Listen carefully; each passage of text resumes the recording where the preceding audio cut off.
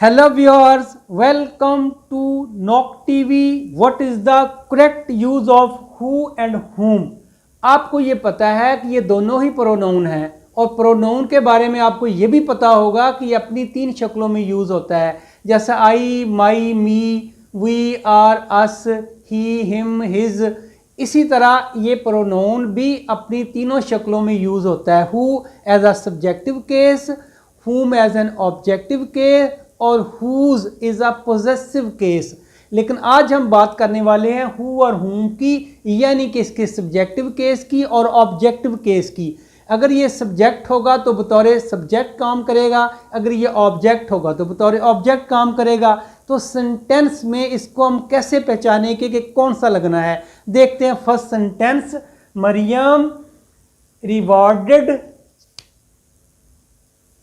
Maryam rewarded the man who या whom आप बताएंगे saved the drowning child. Drown होता है डूबना, किसी बच्चे का, किसी जानदार का पानी के अंदर डूबना ड्रोनिंग होता है।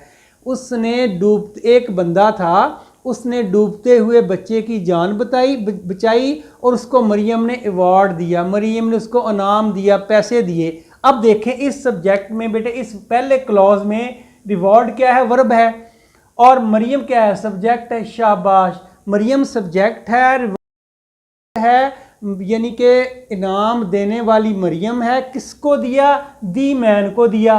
तो ये तो क्लॉज कंप्लीट हो गया। इस क्लॉज में सब्जेक्ट भी है, वर्ब भी है, ऑब्जेक्ट भी है। There is no need of subject और ऑब्जेक्ट। आगे बात आ रही है, आगे हु लगना है, हुम लगना है, वो हमने यहां लगाना है सेव्ड से पहले।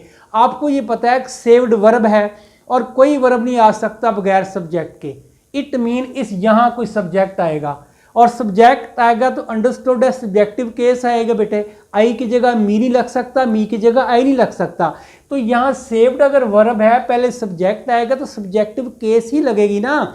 तो हु और हुम में सब्जेक्टिव केस कौन सी है, हु, तो यहाँ हु लगेगा। और दूसरी बात देखें आगे, द ड्रोनिंग मैन, ड्रोनिंग बच्चे, एक डूबता हुआ बच्चा। ये तो बच्चा हो गया, ये ऑब्जेक्ट हो गया, ये वर्ब हो गया। तो अंडरस्टूड है, यहाँ सब्जेक्ट ही लगना है, यहाँ हु आएगा, हुम नहीं आ सकता।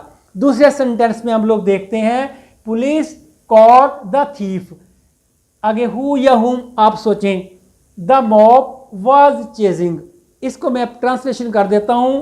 पुलिस सब्जेक्ट है बेटे और कॉट वर्ब है, पुलिस ने पकड़ लिया। द थीफ, उस चोर को, द थीफ ये ऑब्जेक्ट हो गया। ये फर्स्ट क्लॉज कंप्लीट हो गई है। इस क्लॉज में ना सब्जेक्ट चाहिए, ना ऑब्जेक्ट चाहिए, ना वर्ब चाहिए। ये क्लॉज कंप्लीट है। अब आगे देखें, पुलिस ने उस बंदे को पकड़ लिया, उस चोर को पकड़ लिया। अब आपने सोचना है हु लगेगा या हुम लगेगा।